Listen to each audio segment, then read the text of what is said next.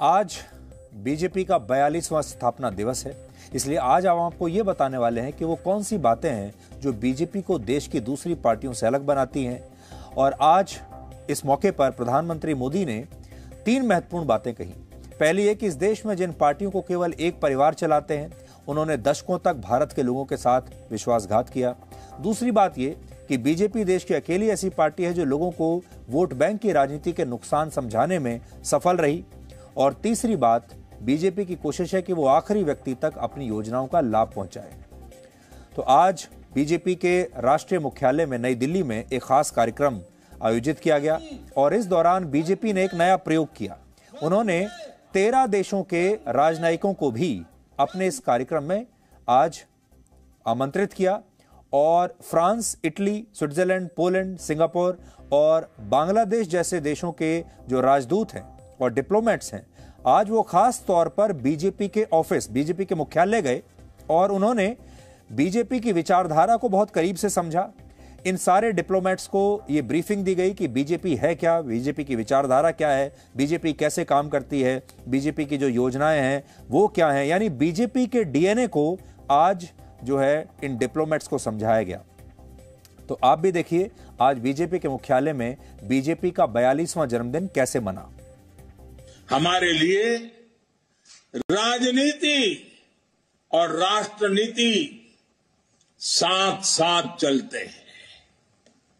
हम राष्ट्रनीति से राजनीति को अलग कर करके चलने वाले लोग नहीं हैं, लेकिन ये भी सच्चाई है कि अभी भी देश में 2 तरह की राजनीति चल रही है। एक राजनीति है परिवार भक्ति की और दूसरी है राष्ट्र भक्ति की।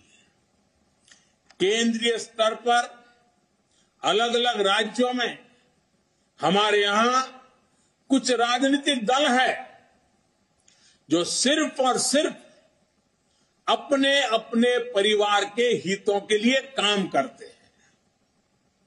परिवारवादी सरकारों में परिवार के सदस्यों का स्थानीय निकाय से लेकर संसद तक में दबदबा रहता है। ये लोग भले ही अलग अलग राज्यों में हो, लेकिन परिवारवाद के तार से जुड़े रहते हैं। और आज हमें गर्व होना चाहिए कि आज भाजपा ही इकलौती पार्टी है जो इस चुनौती से देश को सजग कर रही है, सतर्क कर रही है। 6 अप्रैल 1980 को पूर्व प्रधानमंत्री अटल बिहारी वाजपेयी और लाल कृष्ण आडवाणी ने भारतीय जनता पार्टी का गठन किया था। हालांकि बीजेपी एक विचारधारा के रूप में वर्ष 1951 में ही अस्तित्व में आ गई थी और उस समय राष्ट्रवाद की विचारधारा पर श्यामा प्रसाद मुखर्जी ने भारतीय जनसंघ की स्थापना की थी। और वर्ष 1977 में इमरजेंसी समाप्त होने के बाद भारतीय जनसंघ का जनता पार्टी में विलय हो गया था। और इस विलय का कारण यह था कि ये सारी पार्टियां इमरजेंसी के बाद इंदिरा गांधी को हराना चाहती थी। इस वजह से ये एक साथ आई और बीजेपी ने अपना पहला लोकसभा चुनाव वर्ष 1984 में लड़ा था और तब उसे सिर्फ लोकसभा में 2 सीटों पर जीत मिली थी। सोचिए, ये बीजेपी के लिए बड़ी हार थी क्योंकि उसने 224 लोकसभा सीटों पर चुनाव लड़ा और उसमें से सिर्फ 2 जीती। हालांकि इसके बाद बीजेपी ने जमीनी स्तर पर अपने संगठन को मजबूत किया और अपनी स्थापना के केवल 16 वर्षों में वो भारत की सबसे बड़ी पार्टी बन गई। 16 साल में 1996 के लोकसभा चुनाव में उसे 161 सीटें मिली और वो देश की सबसे बड़ी पार्टी बन गई। उस समय बीजेपी ने गठबंधन सरकार बनाई जो सिर्फ 13 दिनों तक ही सत्ता में रही, जिसके प्रधानमंत्री थे अटल बिहारी वाजपेयी। इसके बाद 1998 के लोकसभा चुनाव में बीजेपी ने अपनी रणनीति बदली और कई दलों के साथ मिलकर उन्होंने एक नया गठबंधन बनाया जिसका नाम था राष्ट्रीय जनतांत्रिक गठबंधन, जिसे आप एनडीए के नाम से जानते हैं। लेकिन तब जयललिता की पार्टी एआईएडीएमके ने बीजेपी से अपना समर्थन वापस ले लिया, जिससे ये सरकार 13 महीनों में ही गिर गई थी। हालांकि इन 13 महीनों में बीजेपी भारत के लोगों के बीच काफी लोकप्रिय हो गई क्योंकि इसी समय अवधि में भारत ने पोखरण में परमाणु परीक्षण किया और उससे भी राष्ट्रवाद की एक नई लहर आई। 1999 में जब फिर से लोकसभा चुनाव हुए तब बीजेपी ने 183 सीटें जीती और ये सरकार आजाद भारत के इतिहास में अपना 5 साल का कार्यकाल पूरा करने वाली पहली गैर कांग्रेसी सरकार बनी। ये वही दौर था जब भारत ने कारगिल में पाकिस्तान के खिलाफ युद्ध लड़ा और इस युद्ध में विजय भी हासिल की। और इस दौर में बीजेपी के पास अटल बिहारी वाजपेयी और लाल कृष्ण आडवाणी जैसे बड़े नेता थे। लेकिन फिर 2014 के लोकसभा चुनाव में नरेंद्र मोदी देश के प्रधानमंत्री बने और इन चुनावों में बीजेपी को 282 सीटें मिली थी और बीजेपी को उसके इतिहास में पहली बार बहुमत हासिल हुआ। और इसके बाद 2019 के लोकसभा चुनाव में बीजेपी ने उससे भी ज्यादा 303 सीटें जीती और एक नया रिकॉर्ड बना दिया। 42 वर्षों में बीजेपी का कैसे कैसे विस्तार हुआ, इसे आप आंकड़ों से समझ सकते हैं। 1981 में बीजेपी के पास पूरे देश में सिर्फ 148 विधायक थे। आज बीजेपी के 1296 विधायक हैं। उस 1984 में बीजेपी के पास 2 सांसद थे, आज 303 सांसद हैं। 84 के लोकसभा चुनाव में बीजेपी को 1,89,00,000 वोट मिले थे। 2019 के लोकसभा चुनाव में उसे 22,89,00,000 वोट मिले। आज बीजेपी दुनिया की सबसे बड़ी पार्टी बन चुकी है और बीजेपी के पास 17 करोड़ से ज्यादा कार्यकर्ता हैं, जबकि चीन की कम्युनिस्ट पार्टी के पास 9 करोड़ 14 लाख कार्यकर्ता हैं।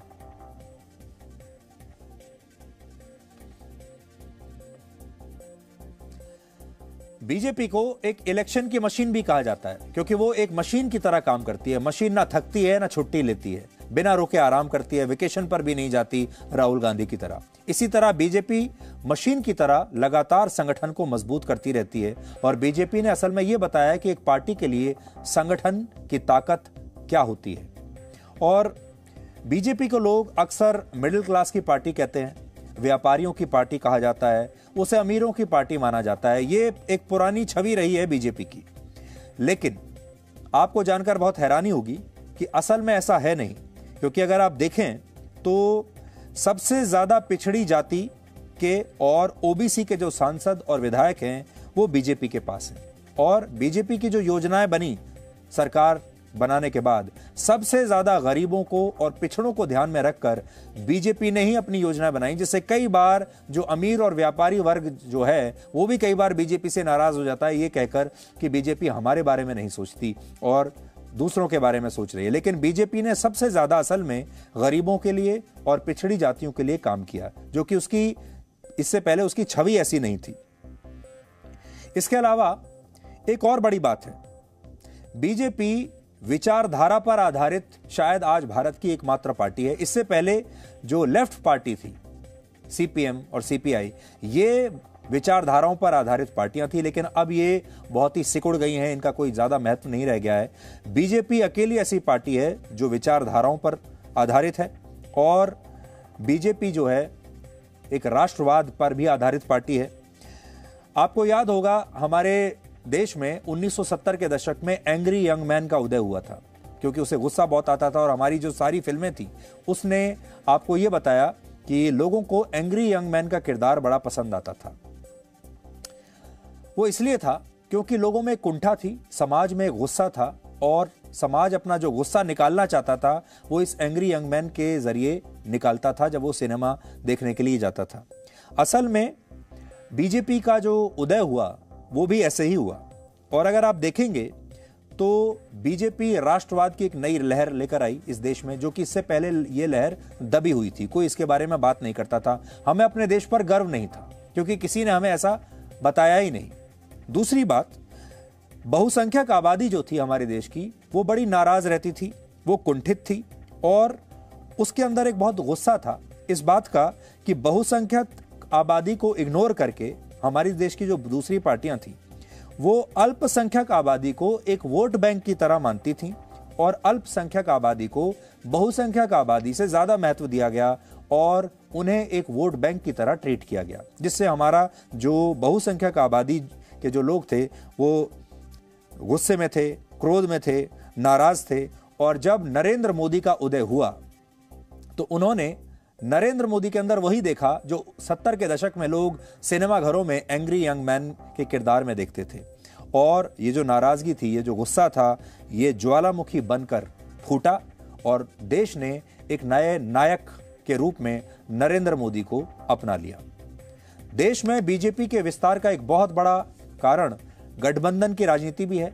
89 से 2014 तक भारत में गठबंधन की सरकारें बनती रही और कई बार गठबंधन की वजह से सरकारें कोई भी साहसिक और बड़े फैसले नहीं ले पाती थी, जिससे जनता में बड़ा गुस्सा होता था। सरकारों को यह डर लगा रहता था कि अगर हमने ये फैसला लिया तो ये पार्टी नाराज हो जाएगी, दूसरा फैसला लिया तो दूसरी पार्टी नाराज हो जाएगी और हमारी सरकार गिर जाएगी। इसलिए 30 वर्षों तक हर प्रधानमंत्री सिर्फ इस चक्कर में लगा रहा कि उसकी सरकार किसी तरह 5 साल तक चलती रहे, चाहे लोगों का कुछ भी हो। और गठबंधन सरकार से हमारे देश के लोग परेशान हो गए और यही कारण है कि 2014 के चुनाव में उन्होंने नरेंद्र मोदी को प्रचंड बहुमत के साथ देश की संसद में भेजा। परिवारवाद और तुष्टीकरण की राजनीति को लेकर भी लोगों में कुंठा और नाराजगी थी, जिसकी वजह से बीजेपी लोगों के बीच बहुत लोकप्रिय हुई और राष्ट्रवाद की विचारधारा और बीजेपी ने जो अपने मुद्दे बनाए थे उन्हें बीजेपी ने कभी भी छोड़ा नहीं। राम मंदिर के लिए आंदोलन चलाया, कश्मीर में अनुच्छेद 370 का मुद्दा उठाया, भ्रष्टाचार पर जीरो टॉलरेंस की बात कही और हिंदुत्व के मुद्दे को लेकर भी बीजेपी कभी भी शर्माई नहीं। इसलिए बीजेपी आज एक अलग पार्टी के रूप में दिखाई देती है। चाहे लोगों को, बहुत सारे लोग हैं जिन्हें बीजेपी पसंद नहीं है, जो आज भी बीजेपी के को लेकर थोड़े से असहज हो जाते हैं, लेकिन उन्हें यह समझना होगा कि बीजेपी कैसे बाकी पार्टियों से अलग है और बीजेपी ने जो पुराने तौर तरीके थे राजनीति के, पुराने जो रूढ़िवादी तरीके थे, उन सब को तोड़कर एक नया रास्ता बनाया है भारत की राजनीति के लिए। Presenting B News app available on Google Play and App Store. Download it now.